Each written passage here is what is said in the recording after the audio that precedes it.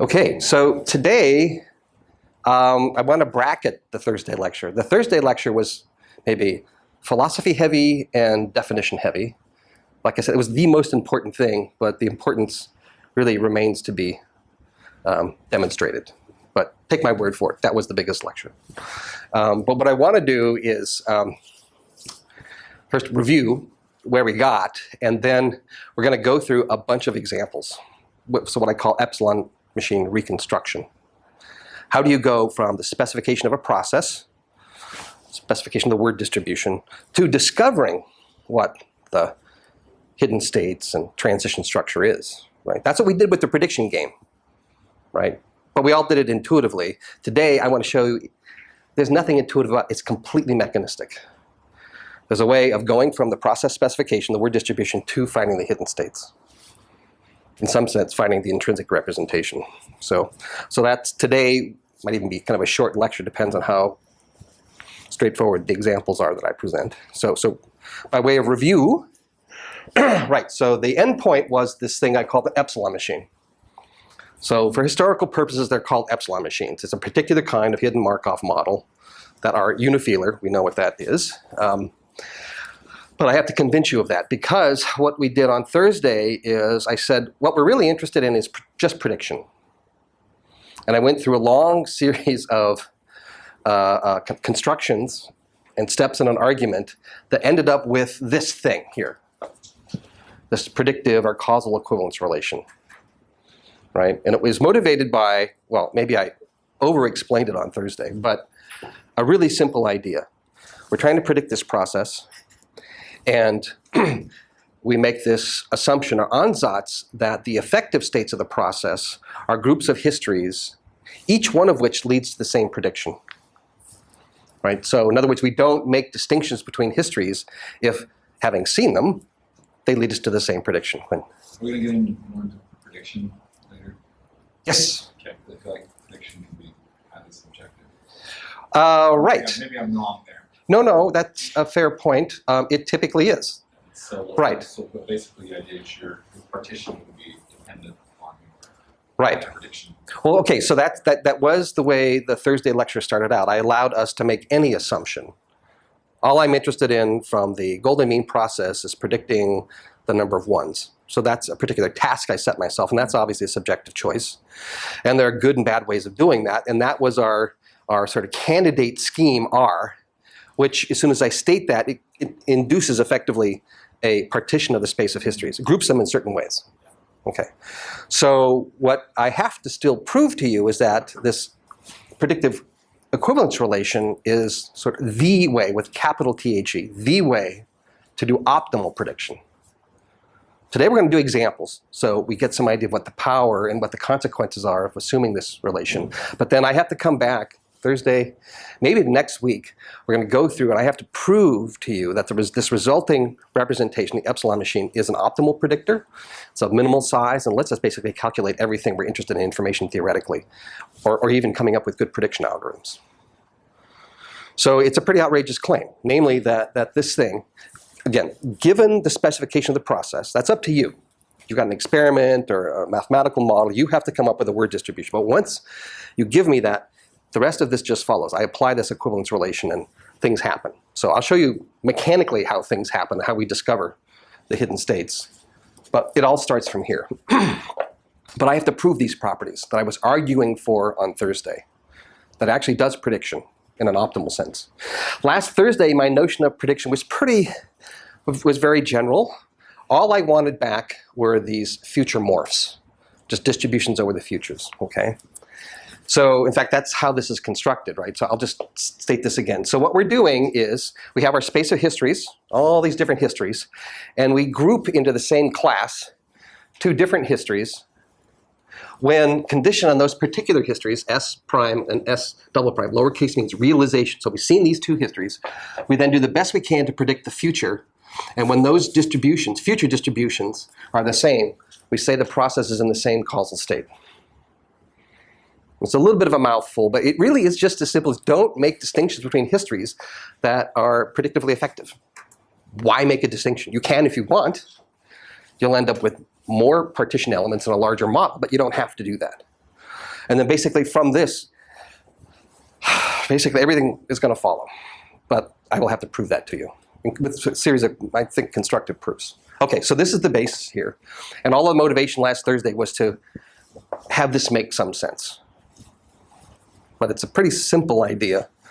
Okay, so then in terms of terminology, so if we start with the space of pasts, we basically go through there, however, and develop these future morphs, or I should say, first the causal states. These are sets of pasts that are equivalent under this equivalence relation.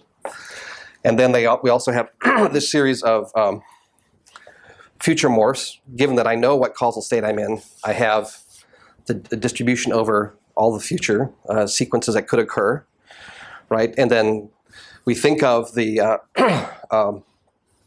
causal states as these groups of histories. So that's one. A causal state has several things attached to it. One is it's just a set of histories. And different sets of histories leads to different predictions. There's the whole set, so we can kind of write that compactly as sort of the original space we're starting with. And then in sort of algebraic notation, we sort of mod out by this equivalence relation. And the resulting set is a set of these states, or set of sets of histories. Okay. There's another way to describe the induced partition over this space of pasts. That's with this epsilon map, and that's just a simple lookup function. When I plug in a particular history, it returns the set, or causal state, or if you like, the name, state 7. Okay, so we have a functional representation of this. And then, of course, like I said, attached to each state is some view of the future. Yeah? Is there a reason why down below you have the L on the top? Oh, I mean, are we going to get into when you're considering only finite links and when you're considering... yes. Yeah, in fact, I'll kind of do that today with the examples. Here, I was just grabbing things to make a summary slide, so maybe it's a little bit, yeah. Yeah. Some different parts. Right, yeah. Certainly do practical. You'll see that today when we do this reconstruction process. Okay, so then we went from sort of the raw set of histories, grouped them together so they're predictively equivalent, and then the set of morphs attached to each state, or the set of different predictions we make. Once we had those states, we can then go through and look at, if I'm in state 7 and I see a 1, what's the probability I go to state 12? I can go through that. I call that causal state filtering. If I had a series of measurements, at each moment in time I can stop and I've seen some history. I apply the epsilon function that says, oh, you're in state 7, seeing something else. I have a new history. Oh, you're in state 12, and so on. So I end up going from a raw data string, applying the epsilon function to this causal filtering. Then I have a process over causal states now, and I can figure out what the transition probability is between those states. Okay, so that's again, the epsilon machine. Set of states and some set of transitions. So it's a kind of hidden Markov model. Right, we have measurement alphabet and then these set of states. They're different things, and then this transition structure over it. And I have to tell you what the properties are of this. For example, we have to prove that this model, this particular induced, equivalence relation induced model actually is unifilar. That's not obvious. In fact, it kind of becomes an interesting property to deal with when you're doing actual reconstruction estimation. There's a unique start state. The way to think about that is I haven't made any measurements yet. Formally, it's the equivalence relation. Remember, equivalence relation, we use square brackets. Basically means we haven't seen anything yet. Or the other way you can think about it is that the start state corresponds to starting with all the probability in this state here. This example we'll come back to again. It's actually the even process, 1, 1, any number of zeros, 1, 1. We have recurrent states that are induced. You rattle around here for a while, but as soon as you transition out of that set, you never go back. And then there'll be a recurrent component where we asymptotic a long time. We just keep rattling around in here. So transient and recurrent states get induced by the equivalence relation. So we think of them in terms of states. So 4 causal states here. All the edges are labeled with a symbol and a transition probability. Okay, we're calculating all that from the word distribution. Number of states, which transitions there are, how they're labeled, and what the transition probabilities are. That's all calculated from the word distribution. So I'll show you how to do that in various cases. Okay, so that was the end result. Again, I have to tell you, prove to you various properties about that. But let's first just think about, and this is a little bit, doing some examples helps us think about what this predictive equivalence relation means. Also, what kinds of properties we're learning. So, so I call any process that goes from, I should say procedure that goes from a specification of the word distribution or a process to an epsilon machine by applying the equivalence relation. I call that reconstruction. A lot of times that's analytical. So we'll maybe go through some examples from statistical mechanics, various kinds of spin systems. You write down a Hamiltonian, describes the interaction between the spins. Then you can derive how many causal states there are. You can look at systems going through phase transitions, talking about critical exponents and all that if you're familiar with statistical physics and critical phenomena. So there's an analytical approach to that. I still call it reconstruction, but it's the analytical calculation of the causal states and transition structure. Or you can think of this, and this is maybe the vocabulary I use the most, although half the examples will be analytical, talk about it as if it was some sort of finite sample I get a machine out. We'll talk about finite sample fluctuations. Today, we're going to assume we have the exact description of the word distribution. So it's up to you to come up with the word distribution, and then we turn the crank, okay? And there are a number of different algorithms at this point, different ways of implementing the estimation of the causal states and transition structure. On the one hand, Thursday was the mathematical theory behind this. Next Thursday and next Tuesday will be more proofs in the mathematical case where we're assuming exact word distributions, exact description of the process. And then whenever you look at real data, finite sample with noise and all these other limiting properties, different algorithms, different implementations of the mathematical ideas have different forms and make different assumptions about the data and the source. We'll talk about that. Today, I'm going to give you kind of a cartoon version of what's called subtree reconstruction, or I could almost call it morph reconstruction. Subtree here is sort of tree of futures here. These methods apply to both temporal data and also space-time data. So, if there's a request, we'll go back to the cellular automata case and modify the causal equivalence relation to apply to space and time data, to patches in space-time, not just time where we have histories, but space-time where we have light cones of dependence. I can show you how to extend that. Causal state splitting, well, how to say this? Subtree reconstruction, it's like every data point is a possible state, and then I group things together. Sometimes we call it subtree merging. There's the opposite one, another algorithm called causal state splitting reconstruction, where you assume the data coming to you is an IID process, has no memory, and as you look at more data, you look for kind of statistical justification for adding more states, inferring more causal states. So we split states. Here every data point starts out, every word starts out as a separate state, and we merge. So high complexity model gets smaller and smaller in subtree merging.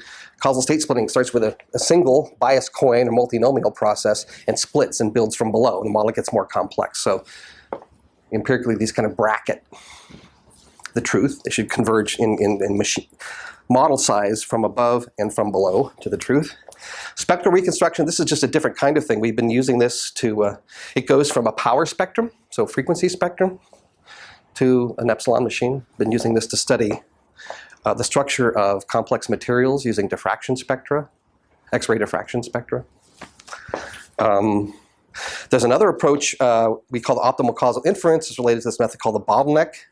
This is more related to what Shannon introduced called the rate distortion theory. And it's a nice way of looking at how model complexity trades off against desired approximation level. I might have a 1,000-state model, but I don't want to work with that. I'm willing to give up 5% prediction error if the result is 5 states. That's a huge win. So that's called optimal causal inference. Again, applies to time or space-time data. And then more recently, we're working on something we call enumerative Bayesian inference. This is sort of the most straightforward. We have a way of going through and exactly enumerating all of the epsilon machines up to some number. Like right now, the current thing, this is kind of an algorithmic challenge. We're up to eight causal states. There's something like 44 billion of them. We actually ran a machine and calculated all these things. And the Bayesian method, we'll have maybe Chris Strelai after my postdoc come in and talk about Bayes inference generally, but also how you can apply that to figure out from a given sample which of these candidate machines in this library, this enumerated library, is the best fit. It's just very direct application of what's called Bayesian inference. Anyway, point here is many, many, many different ways of doing this. And we can pick some of these later on to talk about as time allows. But now I just want to give you a flavor of this using the subtree merging approach. So what I'll do is go over the steps and then we'll go through some examples explicitly. Okay, so we're going to start with the word distribution. So this is the input to subtree merging reconstruction. You have to give me this and it has to be accurate. Okay, we're going to assume that. So what we're going to do is form something called a parse tree. It's basically all the words of length d on a tree. Then we use that data structure to form estimates of, or approximations of, the future morphs conditioned on different pasts. Once we figure out the number of distinct future morphs, those are going to be in one-to-one correspondence with the causal states. We actually go back and look at which, in this parse tree, which nodes made different predictions, and basically name them. We can then get the state-to-state transitions from that, and then we're done. So number of statistically distinct morphs, that gives us the causal states, and then we can go back and get the state-to-state transition structure from the tree. In this particular algorithm, we have three parameters, like all algorithms. Like there's another one, of course, which should just be how long the data sample is. But I'm assuming you're going to give me the exact word distribution. So we have D, the depth of this parse tree, the number of steps we're looking into the future, and the number of steps we're conditioning on in the past. So three parameters. Okay, so how does this work? So again, you should think in your mind what we're trying to do. The basis is just a direct implementation of the causal equivalence relation, right? We were comparing future morphs, so we have to make some choice about how we're going to do that comparison over what length of futures and pasts. Okay, so here's an example. So if I had m sample, or a string of length m, like this, what I'm going to do is first lay out, since it's a binary alphabet, I lay out a binary tree to some depth. In this case, I'm choosing d equal 5, so that's a parameter. Of course, and then I'm going to look at all the words of length 5 here. So I have a number of instances of that in a data sample of length m is m minus d. M tends to be large, so this difference. And then in this particular way of doing the reconstruction, the history of lengths we're going to use are either 0, 1, 2, or 3, basically any possible length. So we put down our tree here. The top tree node is the start node. You'll see what that means in just a second. And what we're going to do is just go through. We have our window of d equal 5, and we're just going to sweep that through. And then for the length 5 words we see, we just put in a path. We just label the path. There's some path. If we don't see a particular word, then we're going to basically take that path out. So if I see 0, 1, 0, 1, 0, I put in 0, 1, 0, 1, 0. Move one step forward, I have a new length 5 word, put that in, starting at the top tree node. Okay, so here, 1, 0, 1, 0, 1, 1, 0, 1, 0, 1.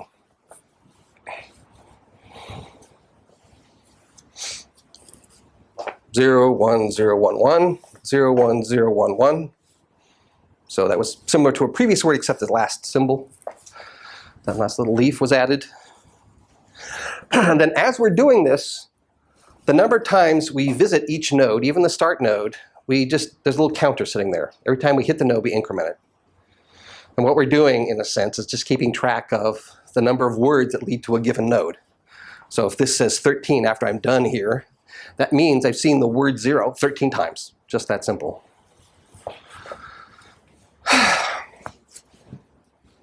All we're doing here is giving, call it like a tree or hierarchical representation of the word distribution. This is the words of length 1, 0, 1. The words of length 2 and their counts are down here, right? 0, 0, 0, 1, 1, 0, and 1, 1, and so on. Words of length 3, words of length 4. That's all we're doing. So nothing, this is very straightforward. In fact, I hope you're thinking, I can code that up. Okay. And then, of course, if we had lots of data, we're feeling confident, then we can also estimate the probability of the word 0, 0 by just taking the node count and dividing it by the total number of samples we had. That's our empirical frequentist estimate of each word. We can replace the counts with their probabilities. So again, I'm assuming we have the exact word distribution, so I can do that directly. But you can kind of see here, if you actually were to do this step by step and you had a finite data, then there'll be some issue about how good an estimation of the word is, the probability of the word is. I'm going to assume we have that exactly. So that's just easy to work with. So here, now the first step, we've gone from process, description, the word distribution, and now we have this hierarchical picture of the word distribution, where each node, in a sense, is associated with the probability of the word that leads to that node.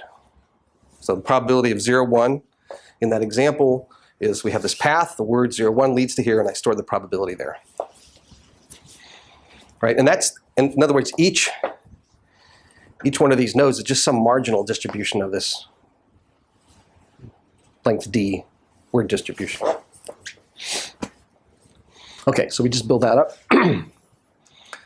So, okay, so that's the first step. Then the second step is we actually want to figure out what the conditional transition probability is between nodes on the tree. In other words, if I see word W, well, I have that probability. I just look up W, oh, I have that probability. And then I see a new symbol. Now I have a new word. So I see W, and I see a new symbol, and that takes me to a new tree node. But I'm interested in what's the relative probability, if I'm in node N, what's the probability of going to node N prime and seeing S? So I'm taking these absolute word probabilities in this tree structure and recalculating them to be sort of local transition probabilities on the tree, right? So what I'm interested in is the probability of going from N to N prime. That's basically just this ratio of the word probabilities here, right? The words that go to N prime and N. Or the other way, think about it, since W prime is WS, seeing W, then CS, this ratio is just the conditional probability of probably seeing a 0, 1 given the word, a history word.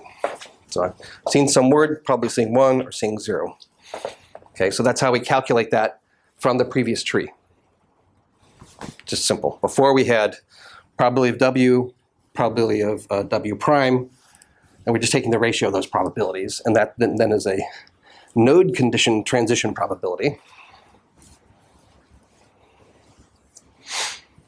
So if you go through and do that, so now what I've done is, and this is just an example, we'll go through something like this in just a bit, but just to show you what the step is.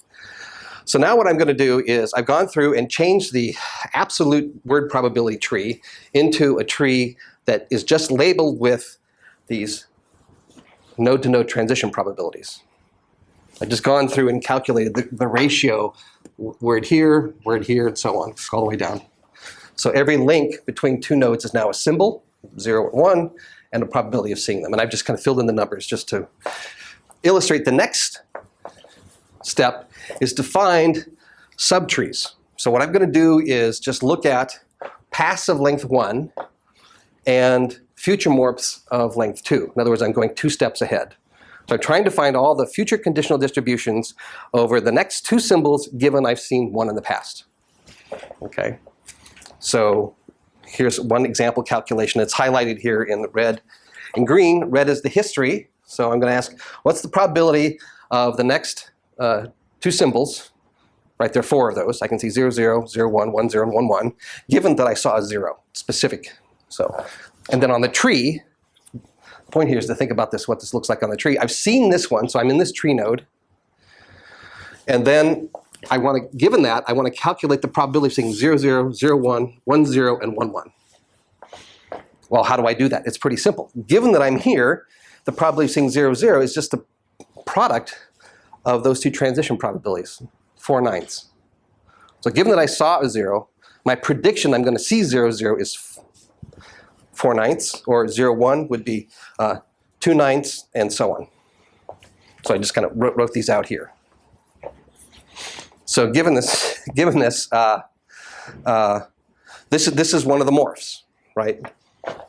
Conditioned on a past of length 1 that gives me a certain view of what's going to happen in the future 2 steps ahead. So these are the morphs. Okay, so the intermediate punchline is that we were thinking, oh, I want to do these future distributions. Those are just subtrees. Somewhere on this big parse tree, we're trying to find all the probabilistically distinct subtrees calculated this way. Yeah? So is it necessarily true that L plus K is less than B? Well, okay, the problem is you'll bottom out down here, right? Right. So yeah, so there are some trade-offs. There are constraints. In fact, I said before, we have these 3 parameters for subtree merging reconstruction. In fact, they're related to each other. Yeah. And exactly how you do that in the sort of finite case, there's a little more work to do, which maybe we'll have some time to talk about. But here I just want you to think graphically. I've done this move from what seemed to be this very formal equivalence relation definition to being very concrete. We're just looking at subtrees. And it's just simple transformations of the original word distribution into these node-to-node transition probabilities. And we just go calculate all these. And I made the assumption, just to keep things simple, that we're just going 2 steps in the future and just looking at one in the past. Jim, Yeah. if our data is not in binary, it's not zeros and ones, then you can use the same process. Yeah. The tree just looks radically thicker. Yes, right, right. So the branching here, if it was a 5-letter alphabet, I'd have 5 links coming out, A, B, C, D, E. Right, which means these trees, if you think of this as a data structure, practical implementation, it gets a little out of control. So, but that's fine. I'm understanding the challenges in my project better. Yes, good. Yes, I can dive through. Yes, as soon as the more alphabet, larger alphabet. Again, so another case, let's look over here. I'm conditioning on the past of length 1.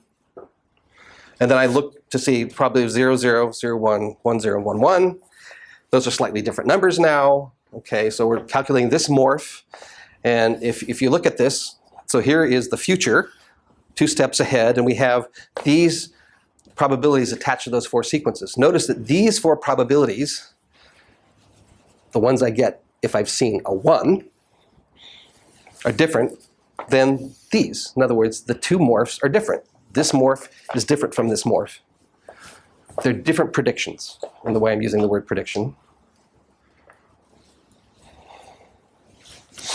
Okay, so let's just kind of assume that we've done this and we realize that, oh, even if I condition on, a length 2 words, all I see are these 2 different morphs.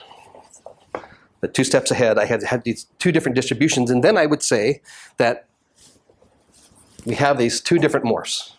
So now I'm just thinking of just the probability distribution over futures as some kind of signature for the predictions. And what I'm kind of assuming to get through this kind of quick tour is that that's all in the tree. Even if I had the original tree was depth 100, let's just assume that that's it. I went through, and these are the only depth 2 subtrees that I saw.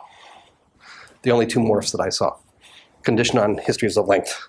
0, 1, 2, 3, 4, that's it. So that's it. First conclusion.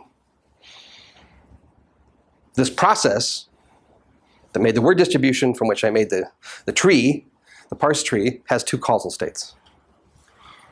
So I'm going from what their distributions are now, I'm just talking about their names at this point.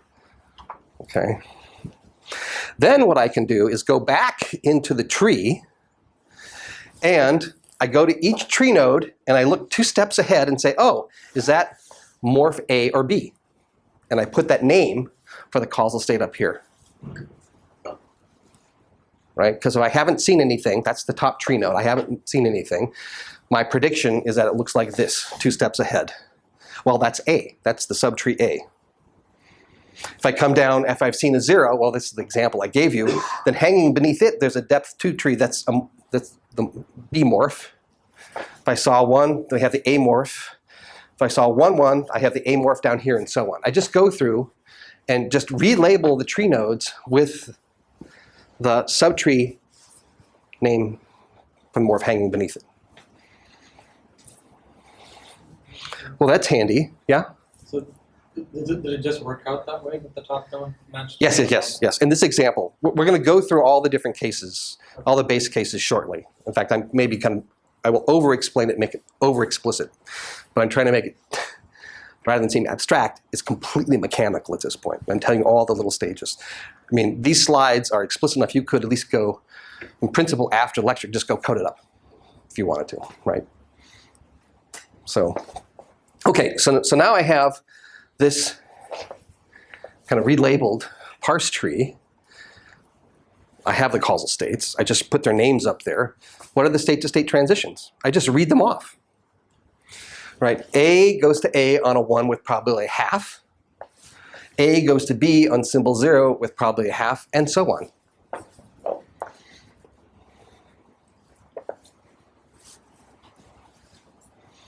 Okay, so that's the net result is we end up with these two states and then transition structure. Okay, so A goes to A on symbol 1 with a half. I just fill in the transitions. A goes to B on symbol 0 with a half. B goes to itself on symbol 0 with 2/3, and then B goes back to A with probably 1/3 and generates a 1. Okay, so that's just real quick. I made a bunch of assumptions. Didn't really start with a given data string, but I wanted to lay out the steps so when we go through the particular examples they're kind of clear. So again, it's just given the correct word distribution, you build the parse tree, calculate these node-to-node relative transition probabilities, calculate these morphs. They're easy to see now. They're just the distinct subtrees. Those are synonymous with the number of causal states. Go relabel the tree, and I can get the state-to-state transition structure. Result, Epsilon machine. Okay, I'm making a number of assumptions so that works. The most important of which is actually that the word distribution is correct. Okay, so the rest of the lecture, I just want to work through these. Part of that is to get back to the prediction game we played intuitively and show you that there's no intuition involved in this. In fact, remember the period 2 case? That was a little bit bizarre. It was a little bit surprising. So why? Well, we'll explain that. And then, some of our sort of favorite process generators. Well, imagine that we have the word distribution for the golden mean and show that, in fact, the generator we're familiar with, that we assumed, actually is entailed from that same thing for the even process. Although what I'm going to do here is just what I call topological reconstruction, not do the probabilities. And then the homework assigned today, due next week, has you go through the probabilistic calculation of the morphs and some interesting things that happen when that. Okay, so back to period 1, right? This is the boring example, right? Yeah, sure. So do you get a different epsilon machine for each sort of link where you look at in the past and future? Is that true? You can. I can imagine, like when I'm feeling particularly cranky or something, processes where every different history leads to a different prediction of the future. Is it thought that as you look at longer and longer words, though, that they may converge to sort of an epsilon machine and then next? Yes, right. So you'll see in the upcoming lectures when this sort of holds true, under what mathematical assumptions. So for example, we're going to assume stationarity, sort of a finite memory property, then we'll end up with a finite number of causal states. There'll be other cases where we have an infinite number of it's an infinite memory process with long-range correlation, and what we'll see, that corresponds to a countable infinity of causal states. So in those cases in particular, as you look at longer and longer sequences, you get more and more states. You keep discovering new things. So, but there's a way we can deal with that using this technique called renormalization group that lets us sort of bootstrap up to infinite memory models from finite memory assumptions. Yeah. So here, today, just the simplest base case, and there are any number of ways this can fail. Finite data, the window's not big enough. I mean, right, the real exercise is I give you, like maybe we should just do this, give you a bunch of data, and then I don't tell you anything. Well, I guess there is a homework that does that. And then you have to discover for yourself what's going on, and then also come up with some narrative description of what the property is. Right? Typically, you don't know. Is this an infinite complexity process or not? I don't know. So there are these different ways we have of approaching that we can now make systematic. Okay, but let's go deal with the simple cases, and we can kind of dispatch them, move on to more complicated, interesting things. Okay, so the period 1 process. So it's just all ones. So again, let's just step through. So I'm going to choose to make a parse tree of depth 5, which means I have this window of length 5. And every time I see a word of length 5, I build up the tree here. I put in a path that corresponds to that. So 1, 1, 1, 1, 1, 1, okay. Shift over here, okay. Next word, 5 ones, 1, 1, 1, and so on, right? So the parse tree is just this. In fact, I kind of jumped ahead and even calculated the relative node-to-node transition probabilities, and the probability 1. If I've seen nothing, I'm going to see a 1. If I saw 1, I'm going to see a 1. If I saw 1, 1, I'm going to see 1, 1, and so on, right? So the space of histories of this process that I kind of drew as a set is actually just 1 point. All ones. Okay, so now, how many morphs are there of depth 2? Subtree shapes. 1, right? So here, I look 2 steps ahead. I've got that. Okay, I'll put that over here, 1, 1. Come down here, look ahead. Oh, the same thing that I saw before, same thing. So it's just 1. So there's just 1 morph of depth 2. Conclusion, there's 1 causal state. Okay, call it A. So I go back and I label the tree with the A's, and A goes to A on symbol 1 with probability 1. Okay, right? We can exactly write down what the future morphs are for all future lengths L, conditioned on basically any past, and then we end up with the epsilon machine. That's just 1 state. It is the start state. So that's the other thing I should tell you here is that whichever causal state is associated with the top tree node, that is the unique start state of the epsilon machine. And I denote that with the concentric circles here.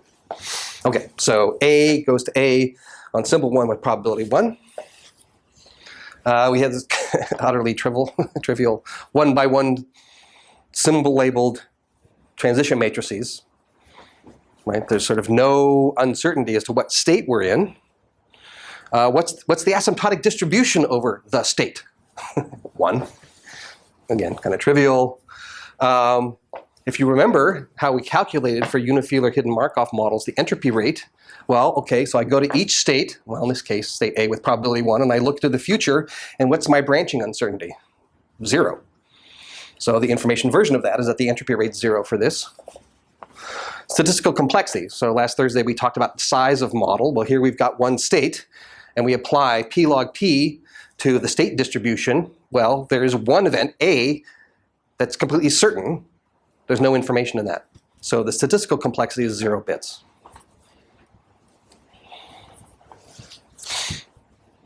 Okay.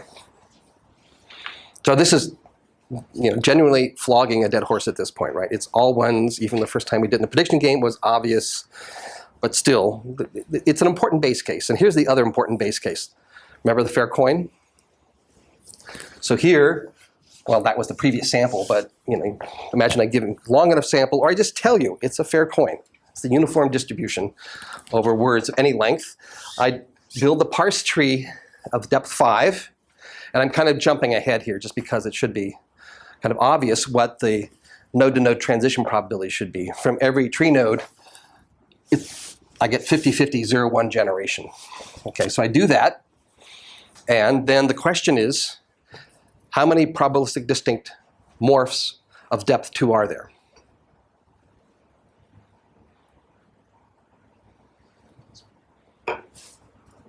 One, exactly. So far, these are not difficult. Stay tuned. Right, there's 1.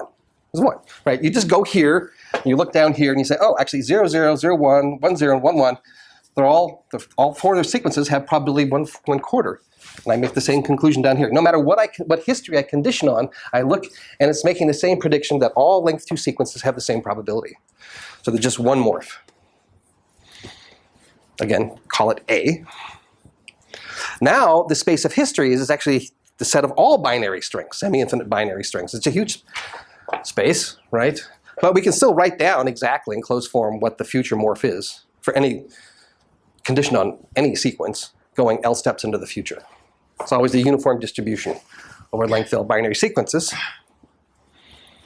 Okay, next step. So we've concluded there's just one morph. I go back to the tree and I label all the tree nodes that have that full binary tree of depth 2 hanging beneath it. Here, here, here, everywhere, right? Okay, so then I can read off the transition problems. A goes to A on a 0, probably a half. A goes to A, probably a half on a 1. A goes to A on a 1, probably a half, and so on. And so just like we concluded before, we have a single state A, and the transition structures, 0 with probability half, 1 with probability half. Now, when we talked about the prediction game on last Thursday, there was a little bit of debate. Maybe it should have been a 2-state. Well, there's a 2-state version of this. I could just call it A and A prime and label the previous tree in some way. But this is the minimal one. Again, what I meant by minimal was rather simple. I can't remove this, or anything and have it still properly describe a process. And it still captures the fair coin. So we didn't have to assume minimality here. I mean, some of you have some familiar with machine learning, and there's in fact a lot of the entire discipline is interested in sort of not overfitting and sort of complexity costs and minimizing, choosing the smallest model, basically different algorithmic implementations of Occam's razor, right? Don't multiply explanation beyond necessity.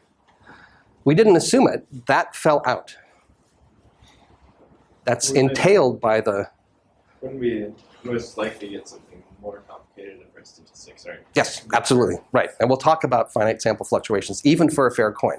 Even for a fair coin. Especially. Yeah, it's almost maybe the most interesting case in a way. It's kind of the base case, yes. So we'll come back to that, yeah. Right, so next lecture, or after that, I will prove that the equivalence relation leads to minimal models. It's not obvious if I give you that it's minimal. Once I prove it to you, hopefully it will be obvious, but not right now. So I'm just pointing it out. In this case, I could have had 4 states with equal branching 0, 1 from each state, and that would still generate a fair coin, but this picked out, because we're doing these equivalence classes, just one state. It gave us the minimal model. So we get minimality for free in a sense. It's not an additional assumption. The only assumption we're making is trying to do prediction. What's interesting is trying to do prediction leads us to minimal models, minimal structures. Okay, so states, well, the set of sequences associated with the causal states are just all binary sequences, trivial, symbol labeled transition matrices, 1-by-1 matrices, each with probability half. Causal state distribution, we have only one state, so we're always there. But now notice, if we go to each state and look at the branching uncertainty to calculate the Shannon entropy rate, the source entropy rate, we have maximal uncertainty. However, we know the process is always in one state. That is not, don't tell me that, I know that. There's no surprise. Therefore, the statistical complexity is 0. Or let's say this log of one state is 0.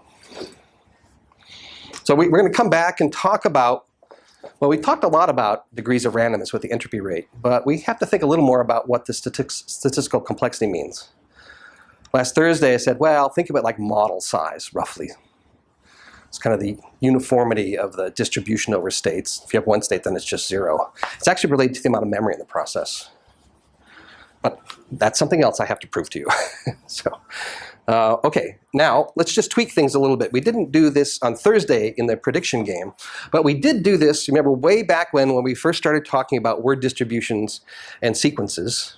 We did the bias coin, right? And that was peculiar because well, it's a simple generator, and you could just imagine doing probably 2/3 for 1s and 1/3 for 0s. And it ended up with that really complicated word distribution, that fractal probability amplitude word distribution. Okay. I'm just showing you all of that, the mosaic of the word distributions in a tree form here. Nothing different. just a different graphical representation. Okay, so our bias is 2/3. We go down, and again, I'm kind of jumping ahead in how to fill out the tree. So we see 0 would probably be the third, 1 would probably be 2/3, and so on. I calculate the relative transition probabilities, and then what I see is that basically the hanging beneath each tree node is the same subtree of depth 2. What's the top tree node or down here, you see the same thing. 0, 0 is always probability 1/9, and so on. So how many morphs are there? Just one of depth 2. Hence there's one causal state.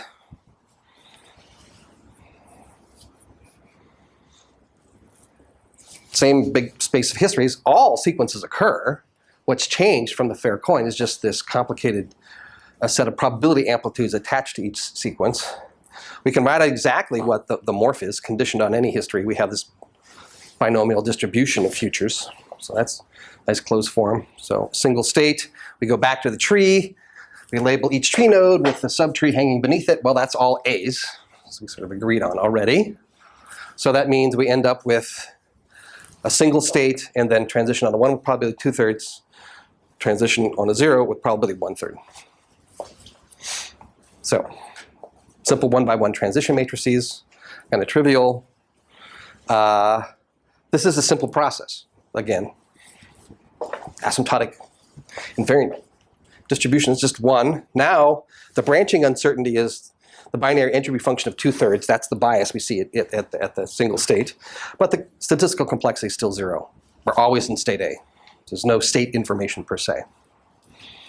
Okay, so this is slightly more predictable than the fair coin. The entropy rate's less than 1. Okay, so now for the puzzling case for the prediction game.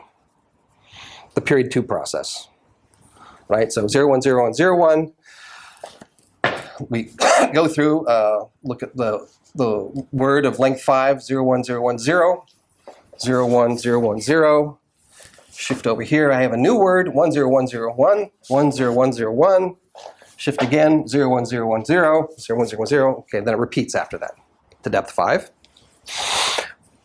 Now this is the fun question. How many distinct morphs are there of depth 2? 2. We have a vote for 2. 3? That was kind of tentative. Be bold. Right, exactly, right. So here, depth 2. Or if I'm here, my knee goes this way. If I'm here, a knee goes that way. So in fact, there are 3. Right, so this is explaining back when we did the prediction game why I sort of insisted that there could be these other kinds of states. Now certainly, once you sort of forget any initial part, that condition on history is sufficiently long, I'm only going to see futures like this. So this thing is, this particular morph, S0, this start state, so top tree node, is how I'm figuring out what phase the period 2 sequence is in. I have to measure a 0 or 1 first. Okay, so we can write out explicitly what the space of histories is. Well, it's basically just 2 points. All the histories that end in a 0, well, the history that ends in 0 and the history that ends in 1. I can just look at what sequences occur conditioned on having seen nothing, top tree node. Well, I can see 2 futures. If I see a 0, there's only 1 future I can see. If I see a 1, there's only 1 future I can see. So I can write out this and then calculate the probabilities from the tree. So if I haven't seen anything yet, lambda meaning no measurement, 0 or 1 looks like a fair coin. That's my prediction. I don't know what phase is it. Could be in either phase. However, if I've seen a 0, I know I'm going to see a 1, and I'm not going to see a 0, and vice versa. If I saw a 1 as my past, I know I'm not going to see a 1, I'm going to see a 0. So I go back, label all the transition probabilities, and then I go put the causal state names at the tree nodes that have the morph hanging beneath them. So I have S0 here, because it's this Bodney thing. That's the only place it occurs, and then I have S2 here, and S1 here, S2 here, and S1 here, so on, all the way down. So we know that S2 goes to S1 on a 1, S1 goes to S2 on a 0. However, S0 can go to either S2 or S1 on a 0, 1 with fair probability. And then that was the answer I gave when we did the prediction game. If I know what the phase is, then I can predict exactly, but getting started before I've made any measurement, I have to see, is it in the 0 phase or is it the 1 phase? And then from that point forward. So if I haven't made any measurements, my uncertainty is the highest. It looks like a fair coin. 0 won't occur with equal probability, but as soon as I make a measurement, I can now start to predict, in fact, predict exactly. So that's one of the useful things you extract from laying out all of the causal states, both transient and recurrent states. The transient states tell you how you come to do optimal prediction. I have to make a measurement first, and then from then on, the entropy rate's 0. My uncertainty is 0. You can write out, like I said before, the different histories that are associated with each state, each of the 3 causal states, and now I have these 3x3 symbol-labeled transition matrices. Sparse. The causal state distribution now, asymptotically, all the probability leaks out of here. I mean, I can imagine, if I haven't made a measurement, then I assume I'm in the start state. And then that splits out 50-50. And then that just rattles around. So this is my asymptotic state distribution. Start state 0 probability, then S1 and S2 have equal probability. The entropy rate is an asymptotic quantity. So after I've seen an arbitrarily long history, I mean, either S1 or S2, and I look to the future, and there's just one transition possible, so the entropy rate is 0. It's completely predictable. Now, for the first time in the series of examples, I have 2 states, and there's some information. I can tell you, oh, it's in the sort of even phase or the odd phase of its cycle, and that's informative to you if you don't know what state it's in. So we have 2 events, equally likely, so there's 1 bit of state information, 1 bit of statistical complexity.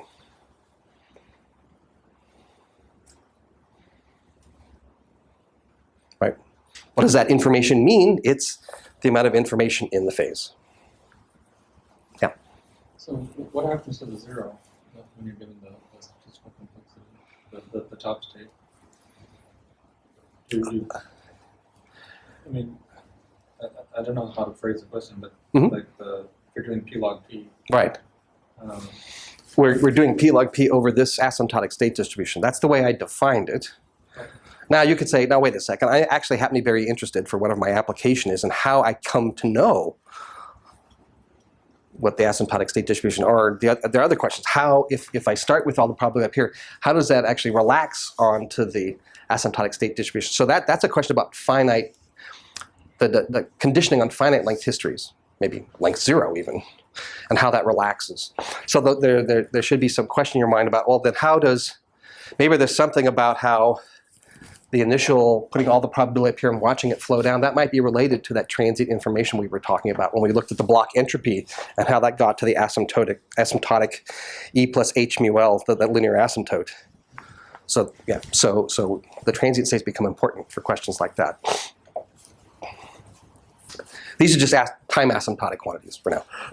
But there's more structure here. In fact, if I just tell you H mu is 0 and C mu is equal to 1, this is much more informative, right? You now, I mean, it's kind of trivial, but there is, you know, and we pulled this out just mechanistically. We weren't guessing. We just turned the crank. It's a period 2 process. There's a certain way you synchronize to it. Imagine it was a period 3 process. You know, 1, 0, 1, 1, 0, 1, 1, 0, 1. You can do the same thing, and there'd be a cycle of 3 states with, actually it turns out 2 transient states that tell you, as you're measuring 0, 1, how you come to know which of the 3 phases the process is in, or period 7. There's actually much more structural information here. The architecture of the machine is really telling you how the process is organized. Okay, so now mixtures of these, kind of more interesting. So what I want to do is talk about the golden mean process. So remember, that's easy. That's golden mean process generates all binary sequences except a 0 can't follow a 0. That's the only restriction, right? That's the irreducible forbidden word, 0, 0. And what I'm going to sort of talk through here is not probabilistic morphs, but we're just going to look at what sequences occur in the past and also in the future morphs. I call that topological reconstruction. I'm forgetting all of the word probabilities, just looking at what words occur and which don't occur. And that just means we're putting in certain paths or not sort of putting in certain paths in the parse tree. Yeah. Oh, so 0, 0 can't occur anywhere or only at the Right. beginning? Anywhere. Yeah. Never can produce. Right. Okay. So I'll just kind of jump right ahead. I'm dropping all the probabilistic part of the argument just to get through it. It's not hard. It's just to simplify because this is one of the homeworks, to do the probabilistic reconstruction. Okay. So imagine we try to argue why the golden mean process has this particular tree structure. Well, the only restriction is 0, 0. So I can see ones, I can see a 1 and then a 0, but if I see a 0, I must see a 1. If I see a 0, I must see a 1. So you can kind of tell every time I've seen a 0 anywhere in the tree, I cut off, I prune that part of the tree.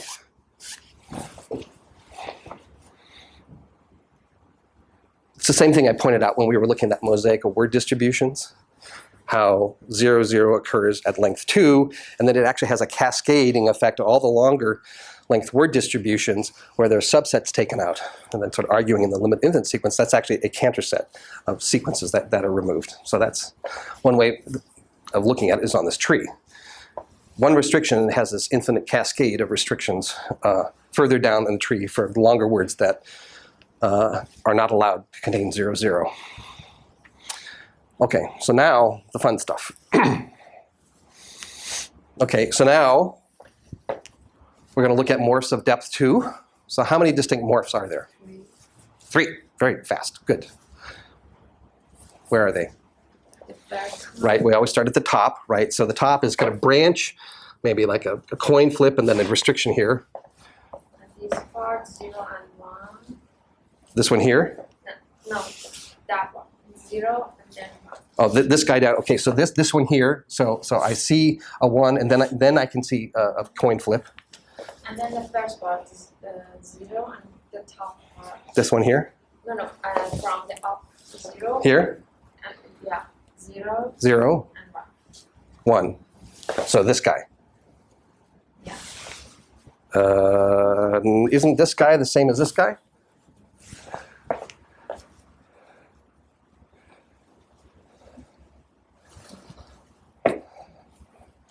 It takes me a while.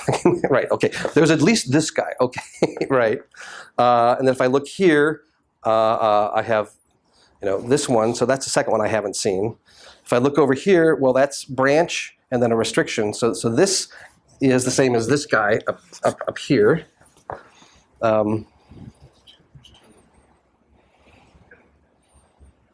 Sure there aren't just 2? Oh, did I get this confused? I might have copied the wrong thing. Duh, duh. Oh, right. The start state is 1 state. We have 0, 1, 1, 0, and 1, 1. Yeah, no. What I'm actually, okay, I tried to dumb this down from the probabilistic version.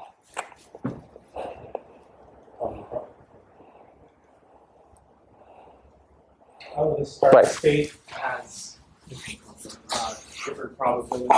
It does, actually, right. So I kind of jumped ahead here. So this is some bizarre mixture of probabilistic reconstruction. So this is half the answer to the homework exercise. So, okay, right. So in fact, right. I should have written this out. So what happens if you put in the probabilities, then to start top tree node, if I look just one step ahead, I'm basically just looking at the probability of seeing a 0 and probability of seeing a 1. And that happens to be 2/3 and 1/3 in this case. Whereas if I condition on seeing a 1, then it turns out that this guy, which has the same shape as this upper one, actually it's 50-50 in this case. So I should go write that over. Which in that case, if it's really probabilistic, you get 3 morphs. Where this is, again, this should be 50-50. I'm sorry, this should be 2/3, 1/3 here. And it's different from B because this is 50-50 if you work out the node-to-node transition properties like I said you should. Obviously, C is just a different shape, but A and B would be probabilistically distinct. Yeah, well, interesting. Yeah, I should just drop that. It's the probabilistic reconstruction. I should just not be lazy and put the transition probabilities on there. The net result, if you're doing, well, the probabilistic reconstruction is this. This is what I just said. There were 3. Then we have the causal state that's associated with the top tree node. That first branching on 0 and 1 is 2/3, 1/3. And then it was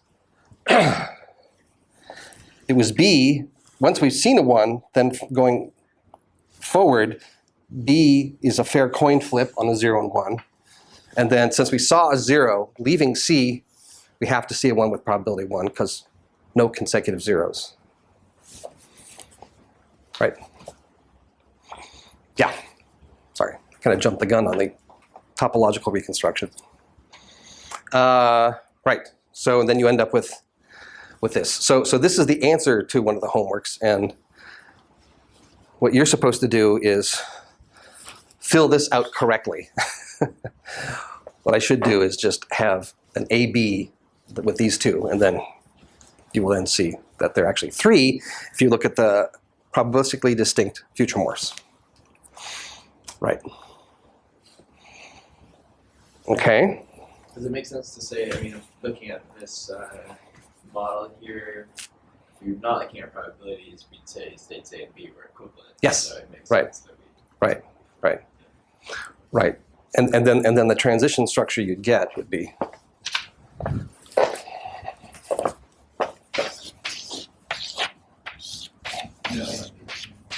like that. And this would be the start state. And then it would just be 0, must see the 1, and a 1 like that. Right. Yeah. I'll go clean that up so it actually is the topological reconstruction. Right. But anyway, this is what you should get with your probabilistic reconstruction. So that's the target is this for the homework. And then you have to calculate those morphs just like I was doing in the previous examples. And the node-to-node transition probabilities. So continuing on, now that I've got this hidden Markov model, I can ask, what's the asymptotic state distribution? Well, it's 2/3, 1/3 here. State A, transient state, purely transient state. After one step, I never see it again even. So I end up with, again, I'm in state B with probably 2/3. I see a fair branching. That's 1 bit of uncertainty, but that only happens 2/3 of the time. So that's 2/3 of a bit. But I'm in state C probably 1/3 of the time, but there's no transition uncertainty because I'm definitely going to see a 1. So the net result is that I have the entropy rate of 2/3 bit per time step. Right. Only 2/3 of the time do I see a fair coin flip from B. Now, the statistical complexity is now this kind of mixture of things. I have this distribution, so not writing out the number, it's just the binary entropy function of 2/3. 2 events with bias 2/3. That's the state information. Let's see if I get this topological reconstruction right. Okay, so the even process. Well, that's a little harder to describe. Maybe that means it's more complex. So the even process generates all binary sequences, and when 1s occur, they occur in blocks of even number bounded by zeros. And every time I see a pair of 1s, the next 0 or 1 occur with fair probability. So that's the kind of narrative description of the even process. Okay. So what I've done is I've just put into a depth 5 tree the words that occur, ignoring the probabilities. And well, actually, so to depth 1, I see 0s or 1s. To depth 2, I see all length 2 words. To depth 3, well, actually, there's only 1 forbidden word, right? That was a 0, an odd number of 1s and a 0. That's forbidden. In fact, what I should do, but it almost is impossible to describe. Remember, we don't see another forbidden word until we get down here. 0, 3 1s, 0, 1, 1, 1, and a 0. That's forbidden. And at every odd length, there's a new irreducible forbidden word. 0, odd number ones, and a 0. So new restrictions are coming in. Each restriction at a shorter length has its own cascading pruning that it does for words that can contain it. Those are disallowed. Okay, so now this, again, you have to, it takes a little more pondering. I'm pretty sure I got this topological reconstruction right.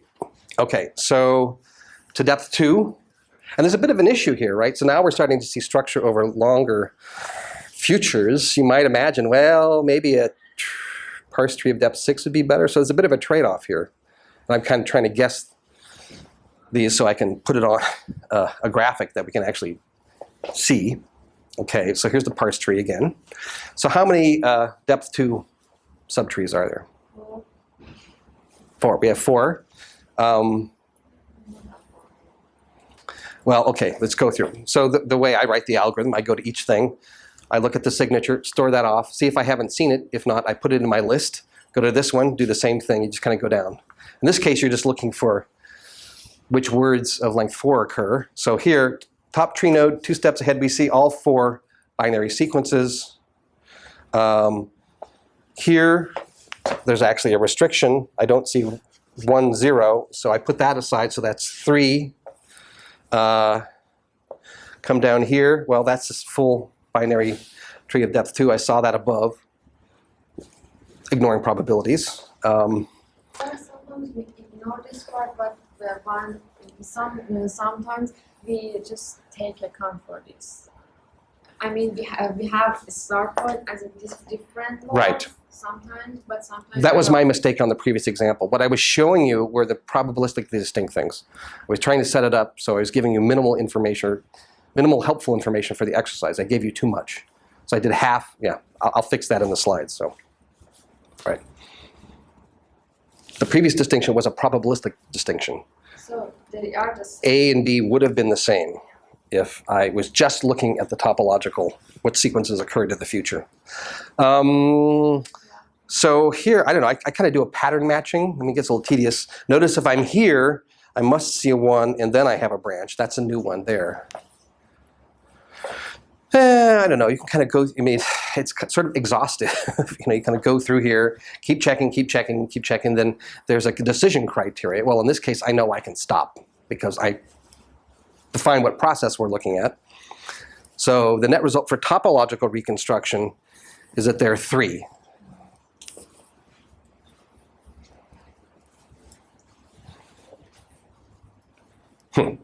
So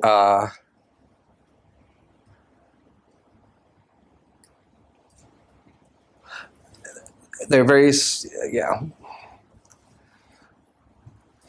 If you know what the process is, there are ways of calculating how far you have to go ahead into the future and into the past to see all of the topologically distinct or probabilistically distinct causal states.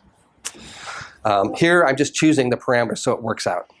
if we don't. I mean, A is the same as when we don't have double circle. That's the start state here. Start tree node. Yeah. Yeah. Right. So when the That's true. I should probably. we have another. It's probably a little confusing. I should probably not put the double. I mean, I'm doing that to remind myself that not only does this occur further down in the tree, but it's also associated with the top tree node, which means it's a start. It's the start causal state. So that's what I'm doing here. Yeah, I don't mean that this occurred elsewhere. It can't. This can only be at the top, but it also occurs elsewhere, like down here or down here.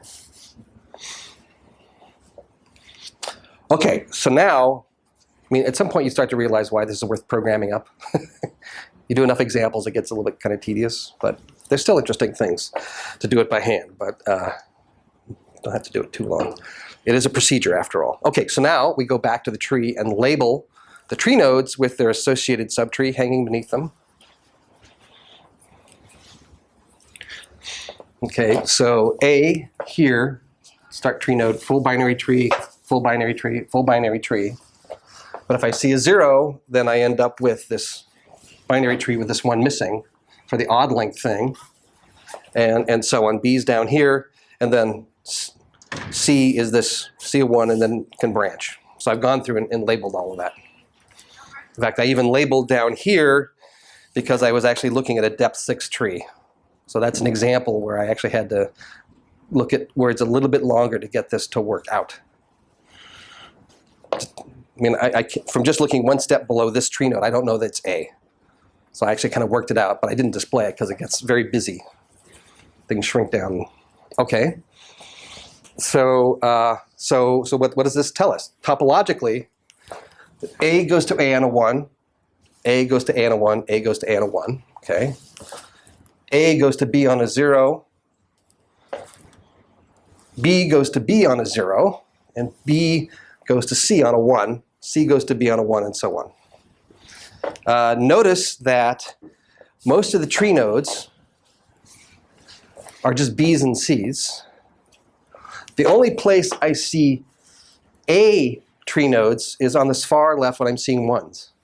And as soon as I step out of that, I fall back into B and C causal states. So this is kind of hinting that A is going to be a transient state that can map to itself. So we have the 3 causal states. Can go through like I just did and make a list of what states are allowed on a 0, what state transitions are allowed on a 1.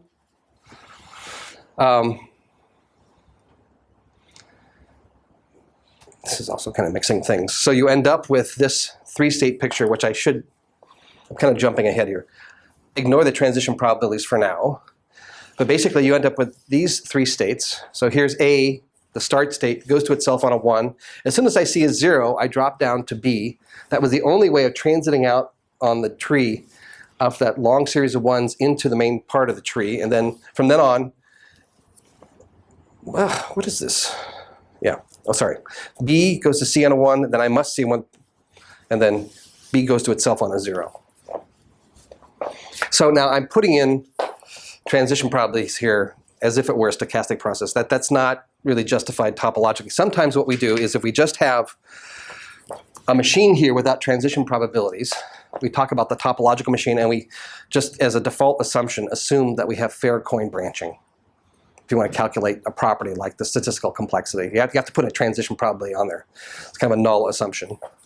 Another way to do it would be to take, even if this is the topological picture, this describes what sequences are generated out the probabilities. I can take a sequence generated by the actual even process and run it through here and calculate empirically what these probabilities should be. That'd be some kind of approximation.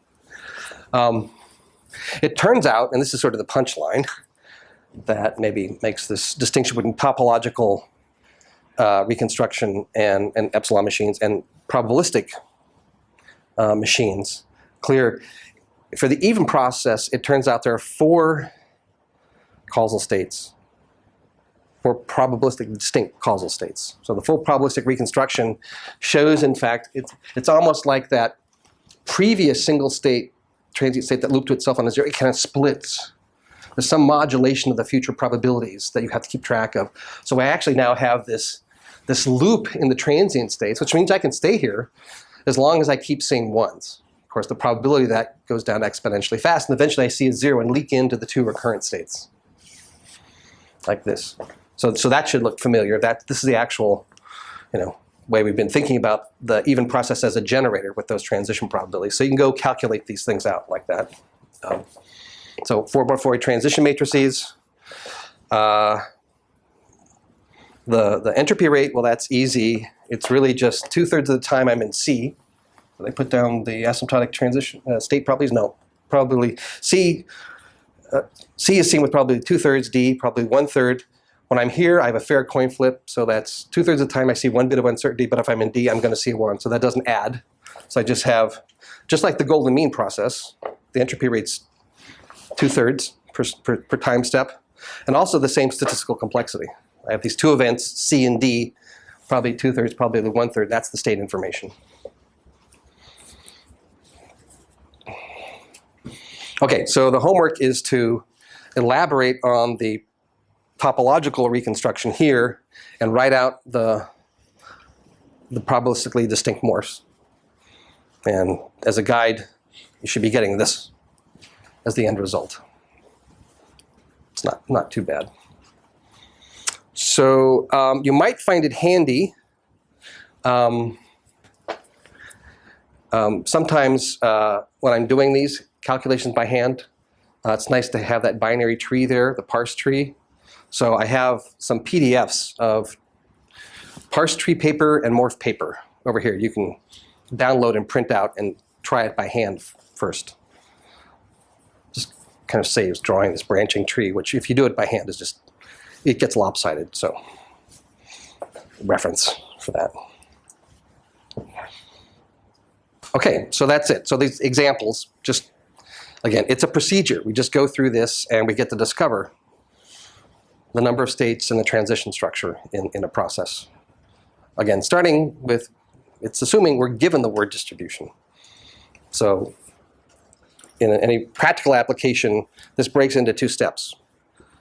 Some statistical technique going from finite data that gives you good word distribution. And then once you have that, then you turn this crank to figure out how many states and the transition structure.